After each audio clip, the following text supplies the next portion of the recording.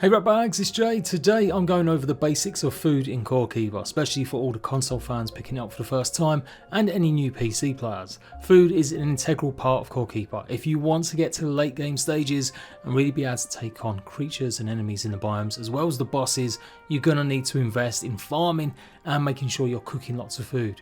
But which ones are the best, which ones are suitable for your playstyle? That's what I'm covering today as well. So let's go through the basics of where you find all of these different types of crops, what their main use is, and then I will talk to you about how you can get superfoods.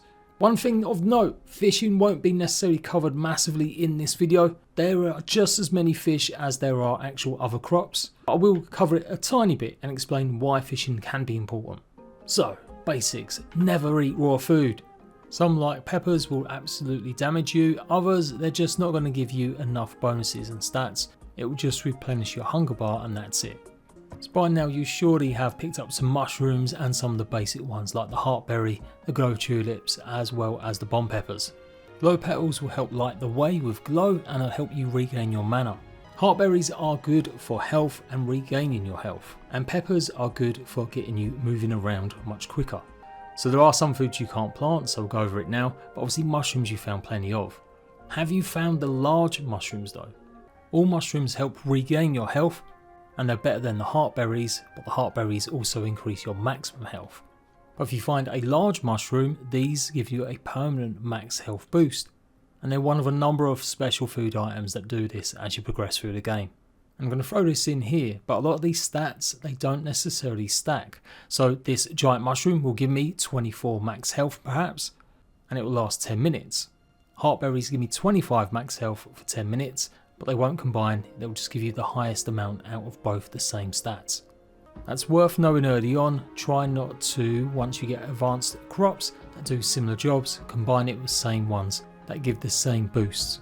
Carrots can be found in the Forbidden Ruins, or is it Forgotten Ruins? I always get that mixed up. You may find a couple spots overlapping Gorm's Circle, but overall it will be outside that big one where the giant worm resides. The main benefit of this is to give you extra armour. Bloat is a cereal and it pretty much gives you more food than any of the other plants, and it will also double pretty much your amount of health that you regain. It's pretty much the upgrade to the heartberry. You'll find this all over the Asus biome. So you may come across, like I said, some carrots in and around places where it might overlap a little bit with some of the Forbidden Ruins or some of the stone areas. But generally, the biggest supply of that stuff, as well as the oat bloat, will be as you go outside, and that means you have to defeat the first 3 bosses, i.e. the first ones you see in your core. I am talking to you like you're 5, but remembering there's a bunch of new players here. They can be found growing naturally, but more than likely you'll actually find it in lots of chests in the Asus wilderness. Usually you'll come across little farms and stuff in the Asus, and that's where you can find a lot of it. Next up you've got Pufungi. This will pretty much be found in the mold biomes, the sub-biomes that you can find either close to Asus or sometimes on the edge of the Forbidden Ruins and places. Once cooked, this will help you take less damage from bosses, and it will also help you regain your health too.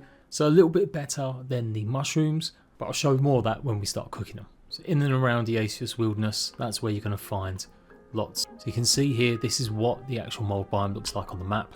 Then we've got Pupaya, and we've also got Pine Grapple. These pretty much do exactly what you think they might. If you think about Pew Pew, these will increase your physical range damage. They also generate your health a little bit more than the Pufungi. And the Pine Grapple does the same job, but for melee damage. Lastly, excluding some anomalies, you've got Lunicorn and Golden Sunrise. Pine Grapple and Pupaya, you'll find plenty of that all over the Sunken Sea. Sunrise is pretty much the upgrade to the glow petals. It will give you extra glow, it'll also increase your magic damage and increase your magic barrier. And then Lunicorn gives you glow as well, but also increases your minion damage. These can be found in the Shimmering Frontier, or the Crystal Caverns as I call it, and these can be almost anywhere beyond Gorm's Ring. They're actually a sub-biome, so they won't be as large as maybe some of the others. Alongside the Desert of the Beginnings, as well as the brand new passage, what you're seeing right here, these are the only 2 biomes that don't offer any specific crops. Often long requested, you can't actually see some of the stats until you go ahead and cook some of this, so the best advice is always to go ahead, as soon as you get a new crop, cook at least one of them on their own, but never do that afterwards. You always want to combine the properties so that you know you're going to be getting a ton of extra bonuses and buffs. There's no specific buff or bonus from cooking 2 glowing tulips. So there are a few other meats that come somewhere in between all that. Lava meat, you'll get it when you obviously kill lots of lava in the hive, and you will have buckets of this as you explore or setting up your own mob farms. The main point of grub food is pretty much giving you critical hit chance. So if you've got a crit hit build, that's what you want to go for. You do also gain a bit of a low level health regain. So you could mix this up with some peppers. If you're a ranged attack with a fast moving weapon, or maybe you're using daggers and you're just moving around quickly, the more hits you're getting in, the more chance you've got of doing a critical hit. Then I think this one works really well. You can also go ahead and get marbled meat, which is the meat that drops from cattle that you find.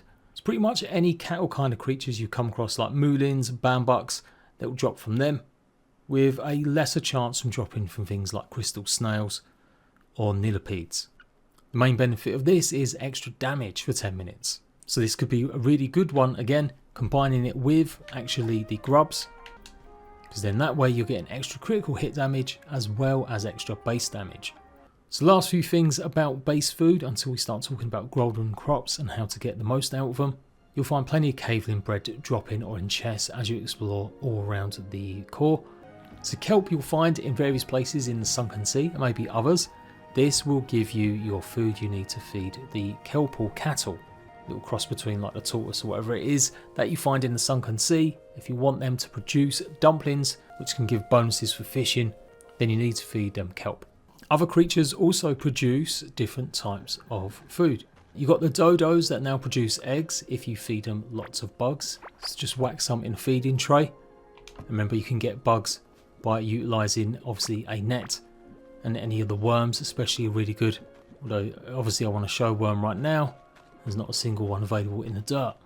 And likewise, if you put plenty of crops inside, these can be used to get milk from the mushrooms, which will give you 23.5 armor for 1 minute, which is a bit lesser than the stone skin potions you can craft, but pretty much once you get a farm going, gives you almost unlimited amount. And that's the other bonus, of course, all your foods will be used to make potions, combining it with different slimes. These are the basic ones you get in your potion table. You will eventually unlock a more advanced potion table, but you will need different types of slimes and more advanced foods, like the fungi, to make a potion that helps with damage from bosses.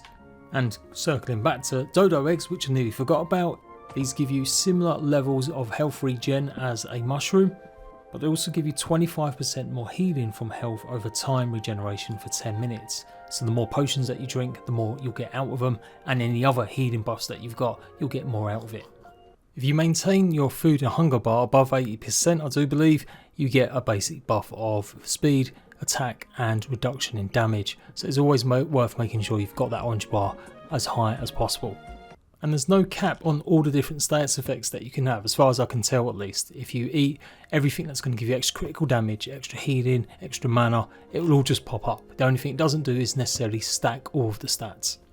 A common thing is that you might overeat sometimes, panicking trying to get some healing when you've already got that stat active, so be careful what foods you have in your hotbar. So knowing which foods will run out after a minute or two, and then which ones will last longer with their buffs is pretty important. The other foods that increase your max health permanently are the Atlantean worm heart that you get from killing the Atlantean worm, as well as amber larvae, which increases it by 50, with the Atlantean worm heart increasing it by 100. You can find the amber larvae in special boulders of basically amber or resin, and that's 100% chance in these tiny little areas, and then a tiny chance of getting it from Gorm the Devourer. But if you loot enough of the pink chests you find in the hive biome where all the larvae are, that's another way to find it. And just like the giant mushroom, both the worm heart and the larvae, they give additional buffs and bonuses if you cook them, even after you've eaten one for the first time. And something to pay attention to, always make sure you're checking with your traders regularly, as you can buy shiny lava meat. There are other ways to get it, as he only sells 2 every few in-game minutes or whatever. It's also got a chance of dropping from Gorm the Devourer, and you can find it pretty much from killing lots of lava hives. What does it do? 13% critical hit chance for 10 minutes, as well as 4 lifesteal melee hit for 10 minutes. So before we get onto the rare and epic foods, there is some more stuff that you can actually buy pre-made. You'll get a vending machine later from one of the traders.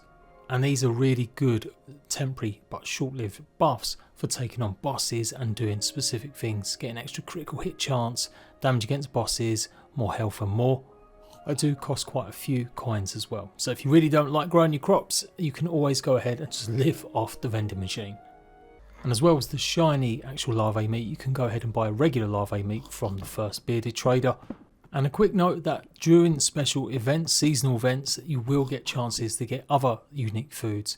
Things like basically pumpkins and others. These can give you bonuses and buffs. But I'm not going to cover them here because let's face it, that's event stuff. I will do a video on that maybe in the future.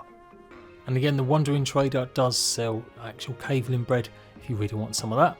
And the last one in the pre-bought stuff from traders is lunar cheese. Gives you some blue glow and also helps you reduce the snare and stun durations that you get, especially from a lot of the plants in the Asus wilderness.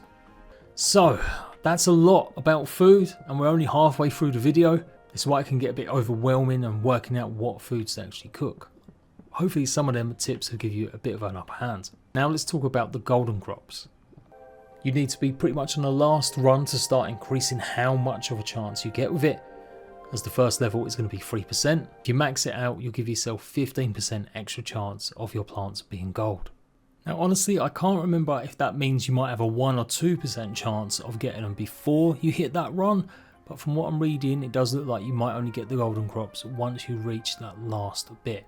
Put in a few of my other tips videos. Don't stop farming just because you've got hundreds and hundreds of different foods. Every now and then make sure you come and do a bit of farming so that you can get that chance of the golden ones, because these make a massive difference. So let's explain rare and then epic foods. Any crop that you grow and then turn that into food, it's got a chance of producing a rare food, and that will give you a 25% boost on some of them stats or numbers and basically increase the quality of it. And some of your skills can give you an increase in how many rare foods you might have a chance to get. If you go ahead and use one of your golden crops with a normal food, you're always going to get a rare drop of food, pretty much increasing the stats and bonuses. And if you go ahead and use 2 golden crops to make your food, you pretty much get double 50% better increase on a lot of the stats. So the reason I'm not been mentioning too many of the actual stat numbers, just giving you the general idea, is because again, like I said at the start, certain stats and even some equipment that you might be wearing might give you better bonuses. But if I were to use a golden glow tulip here, it would give me 25 max mana for 10 minutes, doubles pretty much nearly the amount of mana regen to 2.3, and slightly increases the glow a little bit. And that would make it a rare food. As you can see, my stats are slightly better for a lot of these because, like I said, different things affect it. And if I'm using 2 golden crops, then it increases the stats even more. But they also go ahead and give you bonus stats and buffs. The golden glow tulip will give you an increase in max mana as well as mana regain. So you get even more health regen with the hearts as well as more max health, but you get a new buff, physical melee damage. So golden peppers, they're going to give you a melee attack speed buff as well as increasing your movement speed. Golden oats, 17 health every second for 20 seconds. Again, nearly double. Pretty much the maximum amount of food you can get from any of the foods at 75. Maybe not as good. 14% less food drained when running for 10 minutes. Haven't mentioned that before, obviously your food drains as you run around. If you stay standing still, it shouldn't drain. And if you actually move within the same squares, even if you're using the conveyor belts, your food can still drain. The only way it doesn't is if you're in a minecart. Pretty much every 20 squares of movement, that's when your food will start going down. So golden carrots, they're going to obviously increase your armor like always, but they will give you a chance of knocking back enemies now too. Golden profungi will give you meals that help reduce damage taken from bosses even more, but also give you 20% damage against all bosses. Golden papaya, that's going to give you a big increase in your range attack speed as well as obviously its original physical range and health regen. And if you've got a golden pine grapple, it will produce obviously rare food, increasing your physical melee damage by 40% as well as the attack speed again by 12%. Golden sunrise massively increases your magic damage but also adds magic barrier too. and the Lunacorn is going to increase your minion damage as well as give you that magic barrier. And a word about fishing. Like I said, this video is already dense and long enough. Fishing pretty much gives you similar stats that you'll find in a lot of the regular crops, although there can be some really unique ones. A lot of the fish will give you extra mining damage, but more or less all the fish that you can catch, various different ones from all the different biomes and waters, they'll pretty much do similar jobs to the crops, although sometimes a bit better. Gain also additional buffs and bonuses like thorns, increasing your max mana, as well as increasing your overall fishing skills. So a silver dart here gives 31% critical hit damage for 10 minutes. So if you combine the silver dart fish with a piece of larvae, you've got a good combination there of extra critical hit chance as well as extra critical hit damage. The more rare the fish, obviously you can tell by the box colour that's around it, blue, green, standard. Some fish like the Jasper anglefish can increase your max health by 136, as well as armour by 45. You need to go to the Shimmering Frontier for this one. Any water there and you've got an 18% chance of catching it, or a 35% chance of it dropping from the Atlantean worm. You may also be able to find it on certain structures in the Broken City Isle as well. So this one I'm going to do a separate video on fish because there's just so many to go ahead and detail all the different stats, but you do get the idea hopefully. Whenever you come to a new biome and you've got maybe a base camp or a way to teleport back to base, come back and get your fishing rod, bring some bait and see what kind of fish and rare ones you can pick up.